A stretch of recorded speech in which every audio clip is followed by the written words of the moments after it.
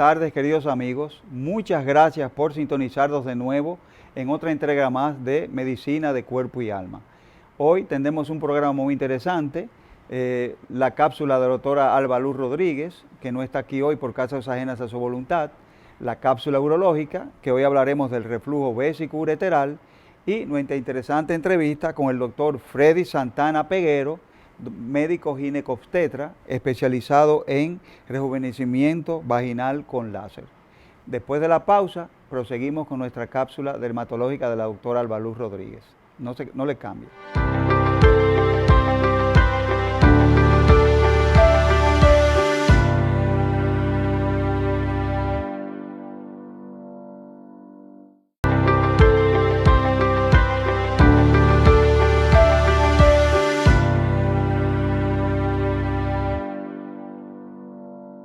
Gracias por estar con nosotros en Medicina de Cuerpo y Alma en el segmento dermatológico de la tarde de hoy. Vamos a hablar un poco acerca del cuidado de la piel en los pacientes que están recibiendo tratamiento para cáncer, tratamientos oncológicos, sean quimioterapia o radioterapia. El cáncer es una de las enfermedades más frecuentes en la actualidad. El mes de octubre es el mes en el cual se celebra la prevención, diagnóstico y tratamiento del cáncer de mama. Y siendo uno ya de los más frecuentes en la mujer que se diagnostica, ahora se dice inclusive que es más frecuente el cáncer de mama que el de útero. Hay más casos y por lo tanto he decidido hablar un poco sobre la importancia del cuidado de la piel durante estos tratamientos. Una vez se diagnostica un cáncer en un paciente, el paciente va a pasar a un tratamiento en el cual el oncólogo o cirujano oncólogo va a decidir qué tratamiento va a necesitar ese paciente. Pero la piel, que es el órgano más extenso del cuerpo, juega un papel sumamente importante e inclusive si el paciente tiene alguna lesión dermatológica, muchas veces hasta es un problema para someterse a procedimientos de cirugía y demás, si el paciente tiene una condición en la piel previa. Por lo tanto, nosotros tenemos que tener la piel lo mejor posible, porque primero es nuestra protección contra las enfermedades y nuestra defensa. Cuando nos sometemos a tratamientos para cáncer, la defensa suele bajar y la piel queda expuesta a infecciones bacterianas, virales, erupciones medicamentosas, quemaduras por radiaciones. Entonces, ¿qué podemos hacer nosotros si vamos a ser sometidos a estos tratamientos? Tratar de mantener la piel lo mejor posible. ¿Y cuáles son las recomendaciones por dermatología a todo paciente que vaya a someterse a un tratamiento oncológico? En primera, la piel debe de mantenerse. Cuando la persona se va a bañar, utilizar un jabón que no tenga mucho aroma y que sea un jabón humectante. No se pueden utilizar jabones que resequen la piel, porque la piel seca produce picazón y muchos de los tratamientos oncológicos para cáncer también resecan mucho la piel. Por lo tanto, nosotros recomendamos jabones. ¿Pero cuáles jabones podemos utilizar? Bueno, principalmente jabones sin aroma y los jabones de leche, que son jabones que están en el mercado de cualquier marca comercial. Es un jabón humectante que va a ayudar bastante a la humectación cutánea. No recomendamos que el paciente se dé muchos baños al día. Recomendamos regularmente un baño al día, porque mientras más se moja, más se reseca la piel. Entonces, con un baño al día es suficiente. Lo segundo es hacer una buena disciplina de la hidratación cutánea. Luego del baño, el paciente tiene que tener un humectante, una crema que le humecte su piel para mantenerla hidratada. Principalmente las lociones a base de urea al 10% mantienen una buena hidratación de la piel y bañándose con su jabón humectante con poco aroma. Regularmente los jabones de leche son buenos y los jabones dermatológicos con la finalidad de humectar, porque la piel hay que cuidarla. Durante estos tratamientos la piel hay que mantenerla hidratada. También la hidratación se recomienda tomar por lo menos 8 vasos de agua durante el día. ¿Por qué? Porque la hidratación no solamente debe ser externa, también la piel necesita una hidratación tomando por lo menos 8 vasos de agua al día. Otra de las partes que nosotros tenemos que tener muy en cuenta para mantener la piel humectada y para mantener ese órgano, porque la piel es el órgano más extenso del cuerpo y que suele resentirse con los tratamientos es el cuidado de las uñas. El paciente debe chequearse siempre sus uñas. Cualquier cambio de color de la uña durante el tratamiento oncológico debe de visitar un dermatólogo, porque en las uñas pueden también presentarse hongos, bacterias y demás durante estos tratamientos. Siempre chequearse las uñas y tener sus objetos personales. No puede el paciente oncológico estar atendiéndose uñas sin sus propias cosas personales, porque entonces puede enfermarse. Tiene que tener su alicate y todas sus cosas de hacerse sus procedimientos de sus uñas, porque durante los tratamientos oncológicos las uñas se ponen débiles y frágiles y son más propensas a enfermarse. Es por lo que la gente que está en este tipo de tratamiento debe de tener un cuidado de sus uñas y también de la cavidad oral. Humectarse los labios puede ser con ungüentos a base de vitamina A y D. También necesitan humectación de los labios y cuidado de la cavidad oral. Nosotros también recomendamos que después de los tratamientos siempre tengan un enjuague que sea principalmente a base de nistatina, porque la cándida es un hongo que está en la boca y muchas veces luego de estos tratamientos los pacientes pueden tener llaguitas, peladitos y que le crezcan estos hongos en la boca. Entonces siempre nosotros recomendamos la utilización de estos enjuagues. Recuerde siempre que si se va a someter a tratamientos para cáncer debe de mantener su piel lo más óptima posible, porque esa va a ser su protección y además de que le va a ayudar bastante a no tener complicaciones durante el tratamiento secundario al tratamiento oncológico. Así que siga con nosotros en nuestro programa Medicina de Cuerpo y Alma. Continuamos con la cápsula urológica del doctor Juan Carlos Estrella y no se pierdan en la tarde de hoy nuestro invitado muy especial. Además, recuerden que pueden visualizarnos en las redes sociales, en YouTube, que pasamos el programa a la misma hora que lo estamos pasando aquí en televisión, a las 2 de la tarde, como cada domingo. Si no puede verlo en la televisión, puede visualizarlo en las redes sociales. Vamos a una pausa comercial y luego de esta viene nuestro compañero, no le cambie.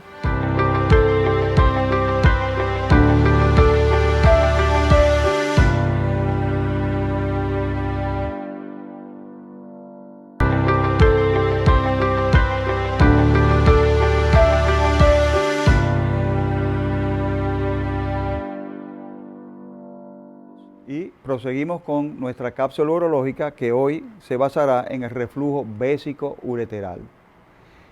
El reflujo vésico-ureteral no es más que la salida hacia atrás por el uréter, por el mismo camino por donde vino la vejiga, hacia atrás, y eso causa una serie de problemas. Se supone que después que la orina cae en la vejiga, no debe salir a menos que nosotros hagamos una micción, pero tampoco puede retroceder hacia atrás en el uréter.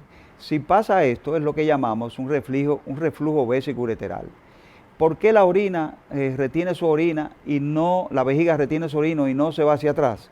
Es que un mecanismo, una especie de válvula o checker que hay en la unión urétero-vesical que impide el reflujo. Cuando se presenta un reflujo, casi muchos niños al nacer tienen un reflujo del neonato. Es un reflujo primario que desaparece en varios meses después y no llega a producir ningún síntoma. Pero a veces, por una inmadurez de este sistema neuromuscular, porque esta válvula, este checker especializado, no es más que una válvula neuromuscular que se abre para permitir el paso de la orina así de la vejiga y se cierra para impedir que la orina refluja hacia atrás otra vez. Se divide en primario y secundario. Primario es el reflujo normal que ocurre en el neonato o que ocurre por una inmadurez, una falta de desarrollo de la unión urétero-vesical en el niño. Y un reflujo puede permanecer asintomático hasta la pubertad y descubrirse cuando la mujer es adulta, pero esta es la excepción. Generalmente se detecta porque causa una serie de síntomas, principalmente infecciones urinarias a repetición.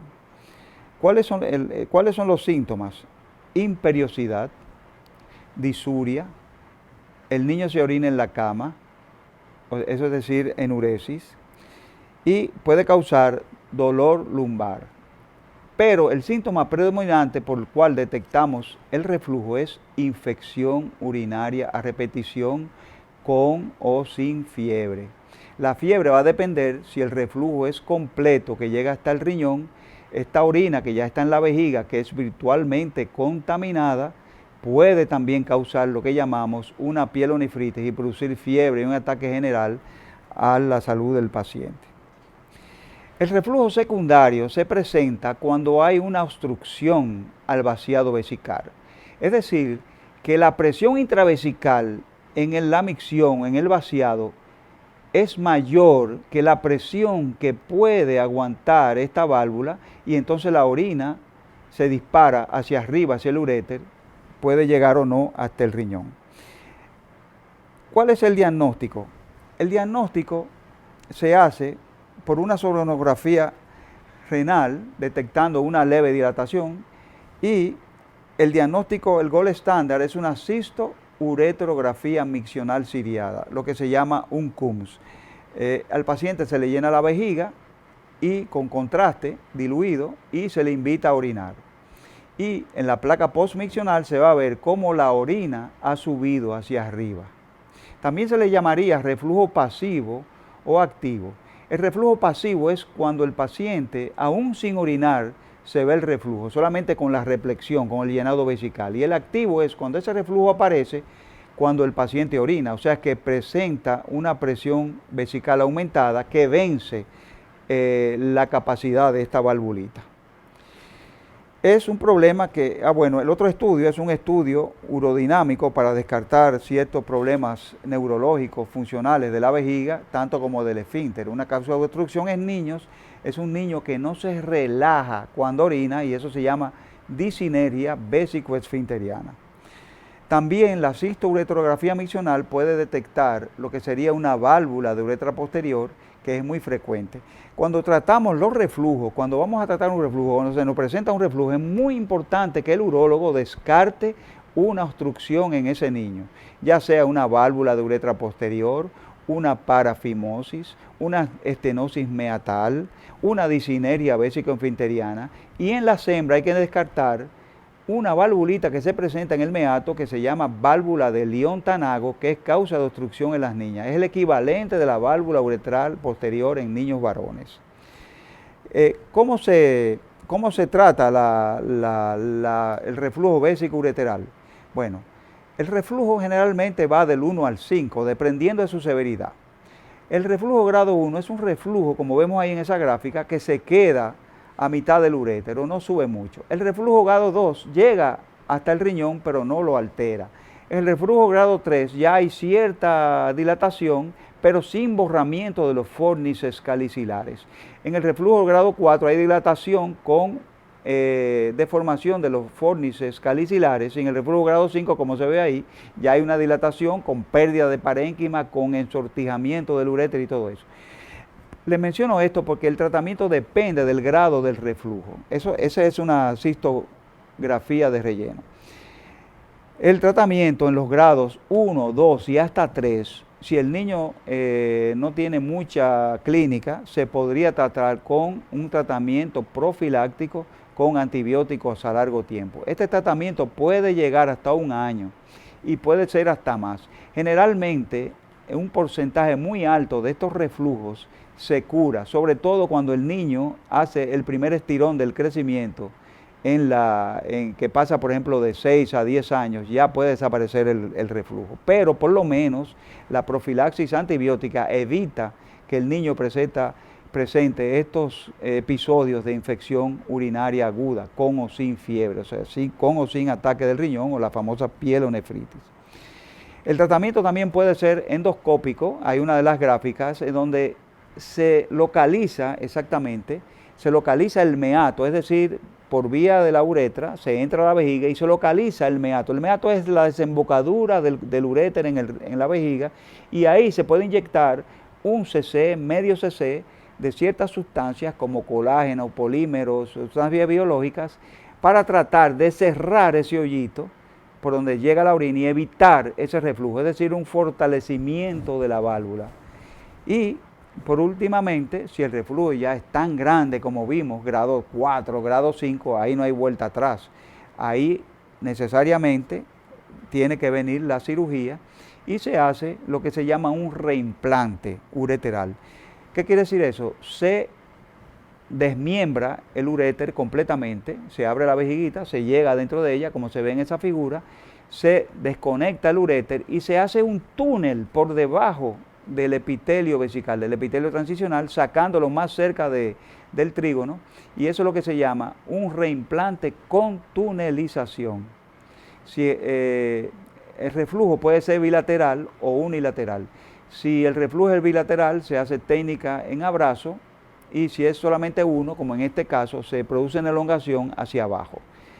Ya les dije, es muy importante detectar este reflujo en niños, porque si no se detecta, puede llegar hasta donde hemos visto ahí, hasta un grado 5. Y también es muy importante, ya cuando lo tenemos diagnosticado el reflujo, descartar, tanto en niños como en niñas, que haya un problema obstructivo, porque el reflujo entonces no se va a curar. Y si lo operemos abierto y hacemos alguna otra técnica, va a volver el reflujo, porque es que hay una alta presión permiccional que va a desbordar la capacidad de la válvula que hemos creado o de la válvula natural de la unión urétero-vesical. Hasta aquí nuestra cápsula urológica.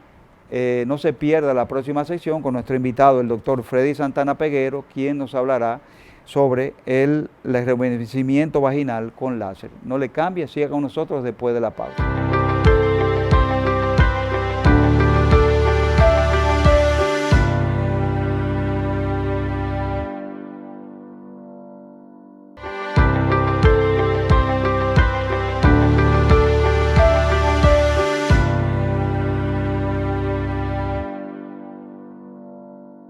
Continuando con nuestra programación, con el contenido de Medicina de Cuerpo y Alma, tenemos hoy un invitado muy especial, que es el doctor Freddy Santana Peguero, médico ginecólogo, ginecobstetra y especialista en rejuvenecimiento vaginal con láser.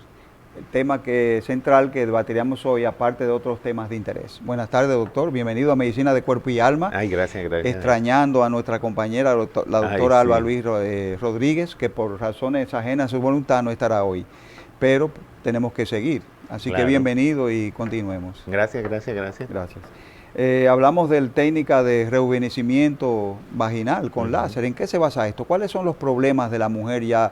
¿Es solamente específico para mujeres de la menopausia, mujeres que han tenido muchos partos? ¿Cuál es el público de o los pacientes que más se acercan por esta técnica? Mire, en realidad no hay un público específico, dado que se usa para diferentes motivos, diferentes situaciones. Sí, el rango mayor es paciente en la edad perimenopáusica a la menopausia, porque es donde hay más cambios. Además, es el momento en que ellas ya tienen una paridad satisfecha y ya buscamos como este reseteo, este rejuvenecimiento, esta nueva forma de enfrentar la vida, ya desde el punto de vista más social y sexual que desde el punto de vista de madre. Exactamente. Es notorio de que en el momento después de su vida obstétrica es que se presentan más cambios a nivel de la vagina, porque estamos soportando un embarazo, ya sea por vía parto o vía cesárea, estamos una cantidad de músculos soportando un embarazo, y este sistema como de hamaca llega un momento que puede tender a fatigarse. Entonces en el momento de su regreso no tornarse del mismo tono en que estaban antes de los partos, antes de los embarazos. O sea que aunque el parto no sea vaginal, siempre hay cierto grado de descenso y de destemplamiento, como que la hamaca, como usted refiere, cae, ¿no? Y puede haber este problema. Fíjese que un embarazo dura alrededor de 9 meses, y son 9 meses aumentando el peso, y esto fatiga a ese sistema muscular, y por lo tanto lo normal fuera que regresara totalmente, y no es así. Es verdad que cuando es vía parto es más frecuente la pérdida del tono que vía cesárea, pero no que el que tenga cesárea esté exento de que le suceda. Exactamente. Y esta técnica es muy complicada, es muy dolorosa, se tiene que internar el paciente, se hace con anestesia general. ¿Cómo se hace esta técnica? No, cuando nosotros hablamos de eso dirán, él está como enamorado del procedimiento. Es que es totalmente ambulatorio, no hay necesidad de ingreso. Siquiera la paciente tiene que someterse a un reposo. Es un procedimiento que dura entre inicio al final algunos 20 minutos. La paciente asiste al consultorio porque se hace en el consultorio, se evalúa porque se hace por sesiones. Entonces, ¿qué pasa? La cantidad de sesiones serán según el defecto a nivel de vagina o del suelo pélvico. Entonces, delimitamos la cantidad de sesiones, se realiza la primera sesión de inmediato y la paciente se va para su casa como que no ha pasado nada. Incluso si está trabajando, ella puede sacar su tiempo de trabajo, va a hacer la sesión, vuelve a sus labores normales como que no ha pasado nada. No tiene un tiempo de convalecencia, que tiene que estar en la casa, quizás produce algún tipo de secreción, No, para nada. Sí se le advierte al paciente que en las primeras 24 horas, como estamos trabajando con calor, porque el láser es calor, sí. puede el cuerpo tratar de hidratar esa parte, como quien dice, quemada, y hay un flujito que puede aumentar en las primeras 24 horas, pero desaparece solo. Eso es normal. Ni siquiera hay que medicarlo. El único requisito que se le pide al paciente es evitar tener relaciones sexuales por 48 horas. Eso le iba a preguntar, ¿qué tiempo después del procedimiento la paciente puede reanudar su vida sexual? Exacto, 48 horas. Después. Nosotros hacemos la similitud como con la menstruación. El mismo receso que quizá o menos te hace con la menstruación, pues lo va a hacer después del procedimiento. Después del procedimiento. ¿Y cuáles otros problemas se pueden tratar con el láser? Mire, además de rejuvenecer, además de producir estrechamiento a nivel vaginal, lo estamos utilizando mucho en pacientes con cierto grado de incontinencia.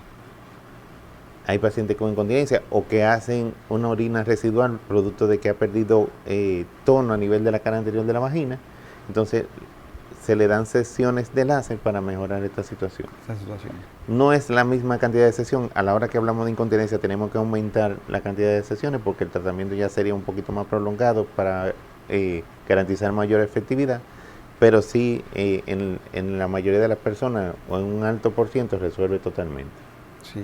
Usted ha hablado de dos cosas diferentes que son muy interesantes en la mujer, en la mujer ya madura. Usted habló de que se puede tratar el residuo, eso vamos a decir, me suena a un sinónimo de cistocele, yo como urólogo, ¿verdad? Claro. Cistocele produce cierto residuo y usted también ha hablado de, podría corregir ciertos grados de incontinencia, sí, que deben ser leves. ¿Esta incontinencia es incontinencia de esfuerzo o incontinencia por imperiosidad, por inestabilidad vesical? Debe ser la incontinencia de esfuerzo. Exactamente. Por el descolgamiento de las estructuras perineales. Exacto, porque es el que depende más del área muscular, del piso pélvico.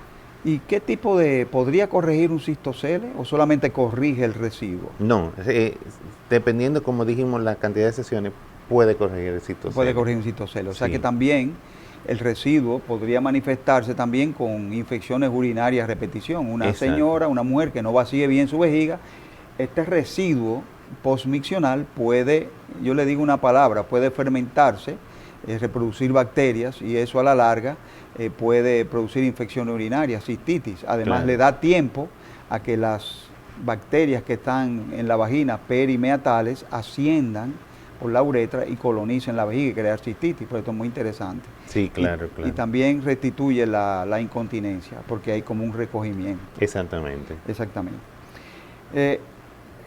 Hay otros sistemas que ustedes están usando, la labioplastia de reducción y la labioplastia de aumento.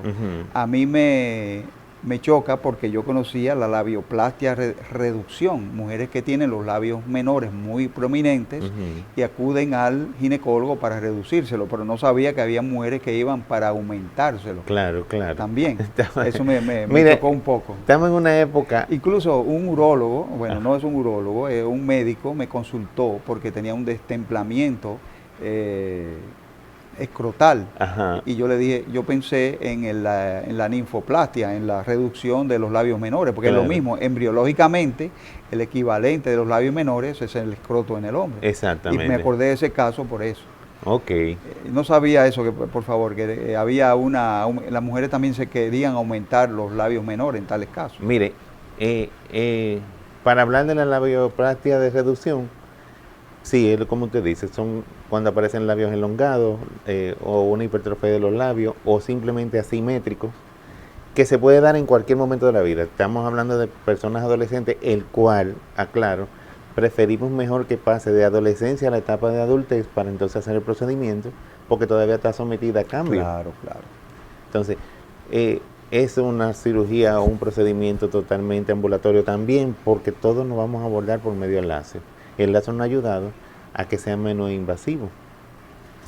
De recuperación rápida, no es tan rápida como el tensado, el que hablamos anteriormente, pero estamos hablando de que 10 a 12 días hay una cicatrización completa. Completa, exacto. En cuanto al de aumento, mire qué pasa. Hay dos cosas, o pacientes que disminuyen de peso, estamos hablando de que se hace mucha bariátrica últimamente, sí. Entonces, así como se pierde grasa corporal, también en el área de la vulva se pierde grasa. Entonces se queda como medio vasito y la piel se hace como menos turgente, como para decirlo, como que se me arruga un poquito. Esos son, cuando vemos la serie de televisión, esas kilos mortales y todas esas cosas, los pacientes que rebajan 100, 200, 300 libras, les cuelgan los pliegues, porque eso estaba lleno de grasa. Exactamente. Entonces, eso pasa en la mujer cuando rebaja, se le entonces en la parte vulvar también le pasa lo mismo. O en pacientes que ya estamos cayendo en una etapa de menopausia, que ya la turgencia de la piel a nivel general va cambiando, pero también a nivel vulvar se nota. También. Entonces, esta paciente, uno le produce un aumento, no tanto porque se vea grande, sino porque se vea más turgente. Como trabajamos con ácido hialurónico, que todo el mundo lo conoce, porque ahora mismo es la panacea a nivel de cosmetología. Lo que es el Botox y el ácido hialurónico. Sí, es lo último, sí. Entonces, no solamente va a rellenar, sino que como ser una proteína, va a enriquecer la piel y la va a tornar más saludable. Entonces, tenemos un beneficio como un 2 por 1. Un aumento y incluso se puede producir una especie como de blanqueamiento, porque el área va a estar un poquito más como hinchadita. Es como cuando uno sopla una vejiga, que la vejiga tiene un color vacía, y cuando aumenta un poquito, pues cambia un color más clarito. Eso mismo sucede. Ok. Sabemos que el envejecimiento afecta a todas las áreas del cuerpo. Y, claro, la vagina no se escapa de eso. Claro. En el caso del envejecimiento vaginal, en que hay un afinamiento de la piel, un adelgazamiento de la piel en las mujeres muy maduras, ¿se podría usar este sistema del láser para rejuvenecer la vagina? Sí, claro, porque tenemos un beneficio a corto plazo y tenemos un beneficio a largo plazo. El de corto plazo, estrechamiento. A largo plazo, este mismo sistema, o sea, este mismo ataque de calor, el cuerpo para cicatrizar va a tener que como producir o regenerar más rápido el colágeno. Y los fibroblastos y todo. Exactamente, entonces por lo tanto, esto a largo plazo le va a dar como esa especie de rejuvenecimiento. Incluso hay pacientes que se quedan de resequedad producto de la menopausia, y como vamos a producir células nuevas, como vamos a regenerar células nuevas, pues entonces esta humedad puede retornar parcialmente. Exactamente. ¿Y no se acompaña ese tratamiento en ese tipo de pacientes de administración de estrógenos y esas cosas? Sí, porque tenemos algo de base, o sea, no vamos a obviar el problema de base. Si hay una deficiencia ovárica producto de la menopausia, donde las hormonas no están produciéndose, pues el tensado te da una oportunidad, pero no te va a aumentar la cantidad de estrógeno en el cuerpo. Entonces, muchas veces lo usamos en combinación. Exactamente. Y usted ha mencionado también el punto G. Dice que aumento de la sensibilidad y de las funciones del punto G. ¿Esto lo se hace con este láser también? Mire, este es el tema de que se habla en secreto y emocionado. Lo digo porque la paciente, que yo venga a ponerme un punto G, como que un secreto, pero estamos los dos solos. Mira, el punto G es un área sensible en el interior de la vagina. Viene siendo parecido como el clítoris, pero el clítoris es externo. Entonces, en el nivel de la cara anterior de la vagina, entonces tenemos el punto G. Muchas veces hay pacientes que no han sentido orgasmo por la posición en el momento de la relación, o porque simplemente el punto G está muy aplanado. Lo que se dice es que en el momento de una excitación el punto G debe como hincharse, como aumentar. Hay muchas veces que no sucede. ¿Qué nosotros hacemos? Colocamos ácido hialurónico de nuevo detrás del punto G. Para levantarlo. Para que se protruya más. Exactamente. En el momento ahora de una penetración va a haber una fricción obligatoria y por lo tanto va a haber mayor satisfacción. ¿Y el láser qué función tendría? Porque El punto G es una estructura, vamos a decir, como esa, yo pienso en el punto G, bueno, yo soy urólogo. Claro, no, y obligatoriamente tenemos que compararlo. Pienso en el punto G, me acuerdo del frenillo, o pienso de esas estructuras anatómicas, histopatológicas que tenemos en la piel, responsables de sentir la vibración, el calor, de discriminar la longitud de un objeto que tocamos, la forma, la superficie. Claro. Entonces son nervios especializados para sentir propiedades diferentes de los objetos que tocamos y sentimos. Calor, frío, forma, tamaño, superficie. Son estructuras microscópicas. Es el punto G, un punto histológico comprobado. O sea, hay histología del punto G donde se ve una especie de conglomerado de neuronas especializadas en esa área para sentir sensibilidad. Sí, si volvemos a la comparación, el punto G es similar como por lo menos la parte prostática, que aunque no sea para sensibilidad, sí tiene sensibilidad. Sí. Entonces, el clítoris sería la parte del glande, la parte sensible, y el punto G sería la parte prostática. En este caso. En una de las cápsulas urológicas, en uno de nuestros programas pasados, yo hablé de la próstata femenina, que no son más que las glándulas de Skene. De Skene, sí. Exactamente. Entonces, la glándula de Skene y al ladito está el punto G. Exacto, perfecto. Sobre la glándula de Skene. Perfecto. Pero qué bueno que he hablado de eso, porque cuando hablamos de la glándula de Skene, no sé si usted se da cuenta que hay como un boom a nivel de pornografía, porque muchas de las pacientes que se nos acercan. Exactamente. Porque hay una cosa que es la realidad y una cosa que son los mitos. Hay cosas de moda que como médicos tenemos que adaptarnos. Exactamente. Y cuando hablan de eso, entonces, doctor, y entonces la mujer eyacula. De la eyaculación, no del orgasmo, sino de la eyaculación femenina, que depende de las glándulas de Skene, de la próstata femenina. Exacto, no son tan exagerados como pintan en los videos, pero sí puede producirse. Puede existir eso. Entonces, en realidad siempre hay como una similitud, porque es que en el área genital, todavía a las 10 semanas, sabemos que aunque genotípicamente sabemos qué es, a veces entonces, en ese momento que va a diferir si es varón o hembra, según el desarrollo, pero son similares. O sea, eso es verdad, el embrión es completamente indiferenciado, incluso la gónada es la misma gónada, o sea, lo que va a ser el ovario y lo que va a ser el testículo es la misma gónada. Exactamente. Si va a ser mujer, se desarrolla la corteza, y si va a ser hombre, se desarrolla la médula de esa gónada, o sea, la parte central. Sí. Exactamente. Y una mujer, después que se hace una de estas terapias con láser, ya sea de linfoplastia, ya sea de rejuvenecimiento vaginal, de, vamos a decir, reforzamiento del punto G, ¿pueden tener hijos por parto vaginal? En caso de que sea una persona joven, que por adelgazamiento haya tenido, vamos a decir, un descolgamiento, un destemplamiento de las estructuras pelvo-perineales, que se haga un tratamiento de esto, ¿puede tener hijos por vía vaginal? ¿Puede tener partos naturales? Sí, es un beneficio agregado. Lo digo porque, por ejemplo, hay procedimientos que nosotros hacíamos con mucho más frecuencia que el láser en tiempos atrás, que entonces como que limitaba a la mujer a que volviera a tener parto vaginal, En este caso no. Como estamos hablando simplemente de estrechamiento por vía de calor, no vamos a trastornar la anatomía, ni vamos a producir fibrosis. Entonces, la mujer después de ahí, si desea tener su embarazo y fue por vía parto, va a tener su vía parto otra vez. ¿Qué nosotros recomendamos?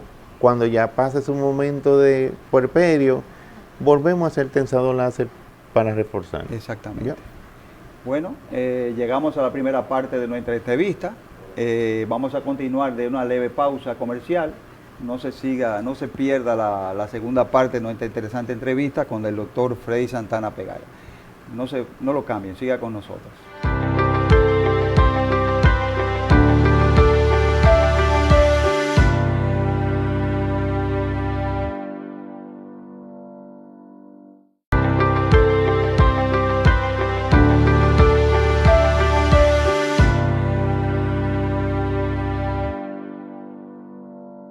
Nosotros, ahora en la segunda sesión de nuestra entrevista, hoy con el doctor Freddy Santana Peguero, médico ginecostetra, especialista en rejuvenecimiento vaginal con láser.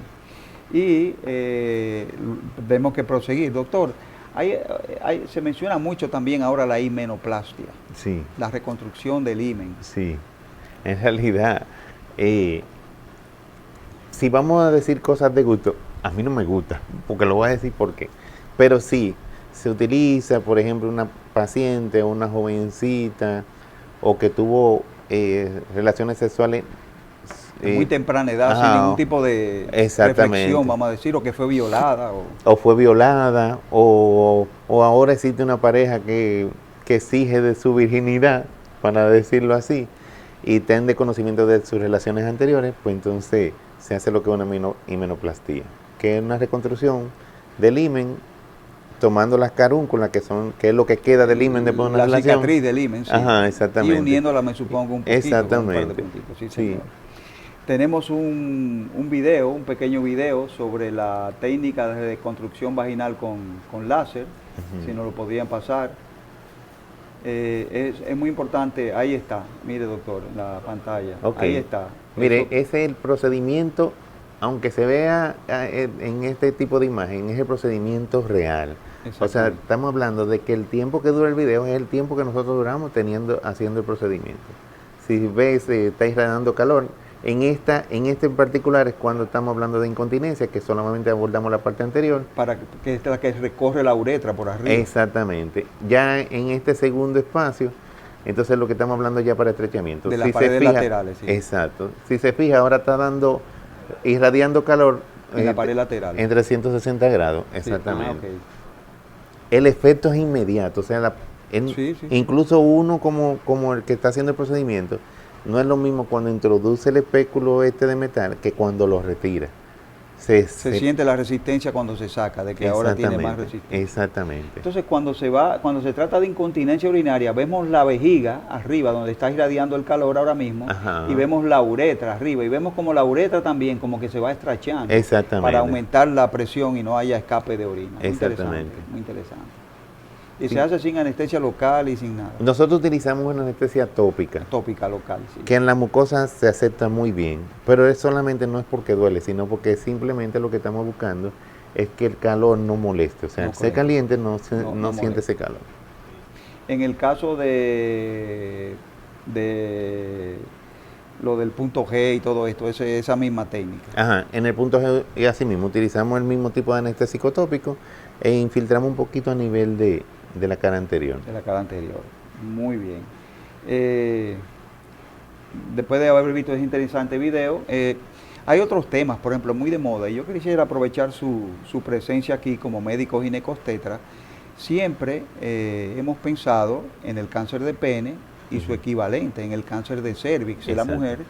Son dos patologías altamente asociadas al virus de la papiloma humana. Exacto, sí. Entonces, hay varias vacunas ya en el mercado, ya estamos en la segunda generación de vacunas, porque generalmente tenían 4 o 5 cepas virales, ahora hay una que tiene 9 o 10, ¿verdad? La segunda de la primera, que fue la original vacuna.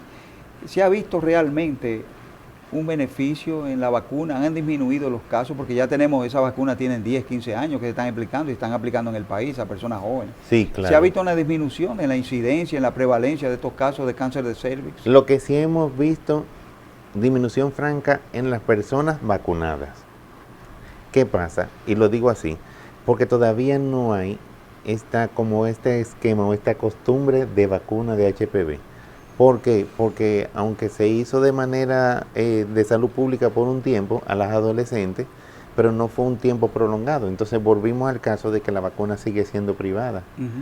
Necesitamos mucha orientación porque son de la poca vacuna que está curando cáncer. O sea, usted está evitando un cáncer. Exactamente. No es un virus simplemente, estamos evitando un cáncer por simplemente administrar una vacuna. Sí. Y, que es bueno decir que este virus, el papiloma, también está asociado igualito al cáncer de pene. O sea, prácticamente 80-85% de los cánceres de pene están asociados a HPV, las cepas 16 y 18 principalmente, aunque las otras que son de alto riesgo también lo pueden causar. Sí, claro. Y es bueno que lo diga porque cuando hablamos de vacuna, como que no queremos limitar a la mujer. Sí, y es bueno agregarle que tanto hombre como mujer. Y mientras más temprano, o sea, más temprano en la adolescencia nos vacunemos, pues entonces vamos a garantizar menos estadística de la enfermedad o menos agresividad en la enfermedad. E incluso a pacientes que ya han salido positivos por una de las cepas, nosotros como quiera recomendamos vacuna. Vacunación, sí. Porque no es lo mismo atacar una que vengan un conjunto de, porque usted no te sienta de que se contagie de las otras, de alto riesgo, entonces disminuimos. E incluso en pacientes que ya están, que se vacunan después de, como que vemos una disminución de la agresividad de la cepa ya visualizada. Entonces, yo creo que el determinante aquí sería la vacuna. La vacuna. La vacunación masiva. Exacto. Su papá Nicolau, por lo menos anual, nosotros siempre lo recomendamos porque es la forma de mantener como este estadio o visualizar antes de tiempo o en etapa temprana lo que sean los cambios cervicales, pero la vacuna sería lo más ideal. Por ejemplo, hay una técnica cuando se descubre la famosa coiloniquia o las células atípicas que hacen la conización del cuello uterino, esa operación. No tiene aplicación el láser cuando en el cuello se detecta la presencia o los síntomas o los signos histopatológicos de la presencia del virus del papiloma humano. Sí, nosotros dado que estamos trabajando con temperatura, sí hemos trabajado en vez de hacer el cono, irradiamos con láser. Y le hacemos entonces, ya sabe su patrón o su rechequeo a los 6 meses y después entonces si sale negativo, pues seguimos al año. Excelente. En cuanto a la incontinencia de orina, ¿qué resultados han tenido con el láser? ¿Han tenido buenos resultados? Bueno, es una incontinencia que no puede haber un descolgamiento, exacto. Muy acentuado, pero... Exacto, aunque sí, o sea, no podemos obviar los procedimientos quirúrgicos ya recomendado anteriormente, sí. Pero sí hemos disminuido la cantidad de personas que van a cirugía. Porque hay personas que han respondido muy bien con el tensado y no tenemos la necesidad de llevar la cirugía, claro. Por eso tenemos una evaluación previa, porque tenemos que evaluar y ver, identificar qué paciente le beneficia el láser, qué paciente le beneficia el procedimiento quirúrgico. Pero a un alto grado, a una cantidad alta de pacientes, sí hemos trabajado con el láser simplemente y hemos resuelto mucho. Aparte de todos estos problemas, ¿qué otro tipo de utilidad tiene este láser, por ejemplo? Hay láser que son de multiespecialidades. Sí. Es un láser de CO2, me dice. Sí, este es el láser de CO2. Aunque nosotros nos hemos limitado a la parte de los genitales, sí, de la parte ginecológica, sí tiene muchísimas propiedades, incluso antiestrías, para procedimientos para disminuir la cicatriz, o sea, la cicatrización a nivel quirúrgica. Pero sí en nuestro centro nos hemos enfocado más en la parte ginecológica. ¿Por qué? Porque a veces no podemos invadir. Cada persona tiene que hacer su profesión. Sí, claro. Entonces, por eso no nos limitamos. Pero el sistema y el aparato tiene muchísimas propiedades. Muchísimas aplicaciones. Exacto. En otras especialidades también. Exactamente. Hemos visto también en los medios de publicidad, doctores, que se habla de la cesárea con láser también. ¿Qué ventaja tiene esto? Es más para hacer porque el láser, a diferencia de lo que cree la gente, porque cuando es con corte, el láser es el corte. O sea, lo digo porque hay pacientes que dicen, me suturaron con láser, como que me cerraron con láser. Sí. El corte, que buscamos un corte más limpio, con menos sangre, con menos pérdida de sangre. Eso es lo que buscamos con el láser, con la disección con láser. Sí. Pero no sé si usted lo ha visto, los medios de publicidad que anuncian el láser también para la cesárea. Sí, claro. Incluso tenemos compañeros que trabajan y promocionan el láser muy bien. Muy bien. El láser para la episiotomía, es decir, la incisión que se hace cuando hay partos vaginales, que hay estrechez del canal del parto vaginal, que el ginecólogo corta un poco, a las 4, a las 8, la parte perineal, vaginal, para que el niño salga mejor y sufra menos. No hay aplicación del láser en eso. En realidad diríamos que tenemos poca experiencia, porque como un área muy limitada, en el momento del corte tenemos al bebé, la mayoría de veces ya abocado a nivel de la vagina, pues entonces es un corte rápido. Entonces lo hacemos con la instrumentación tradicional. Clásica, exactamente. ¿No hay ninguna aplicación en mama, en otros, hasta ahora? No, de verdad, en eso, para decir la verdad no tendría conocimiento. No tenía conocimiento, perfecto. En cuanto a la vacuna, volvemos a la vacuna por el papiloma HPV, humano. Sí. ajá. El estadiaje de estos tipos de tumores cuando llegan, ¿se detectan a tiempo? Sí, en pacientes, porque quizás, o sea, yo no sé cómo, yo lo comparo con urología siempre, porque yo entiendo que la mujer a veces es mucho más disciplinada que el hombre Sí, para se visitar al chequeamos, médico. sí, se chequeamos. Entonces, esta paciente que va periódicamente, que por lo menos una vez al año a la consulta, pues es más fácil de identificar, porque los cambios a nivel cervical no se dan de un día para otro, son cambios que uno va a visualizar y que va a haber un estadio 1, estadio 2, que son los NIC, hasta llegar entonces al cáncer cervical. Esta paciente, pues fácil de identificar, fácil de tratar, fácil de prevenir también. Hay otras que cuando nos llegan, tenemos historia de un papá Nicolau hace 8 años, entonces ya el cambio es desastroso y ya entonces nos vemos en otra situación. Exactamente. Una pregunta, doctor, ya no referente al láser ni nada de eso. La endometriosis en la mujer, ¿se ve mucho? Sí, sí, realmente sí. La endometriosis es, para que el público sepa, la salida del tejido endometrial, es decir, lo que es la menstruación, hacia adentro, la Exacto. propagación interna del endometrio en la cavidad abdominal y en los órganos pélvicos también. Sí. Para explicarlo así y darle a entender al público, la endometriosis, el endometrio, o sea, la capa interna del útero, en cada menstruación, tiene 3 salidas. Hacia el cuello, que es el que ve la menstruación, y hacia las 2 trompas, siempre, porque no hay una válvula en la trompa que evite que salga. En la paciente con endometriosis, esta salida de endometrio se siembra en órganos cerca o cercanos, sea vejiga, sea intestino. A veces causa mucho dolor, a veces no causa dolor, pero sí causa infertilidad.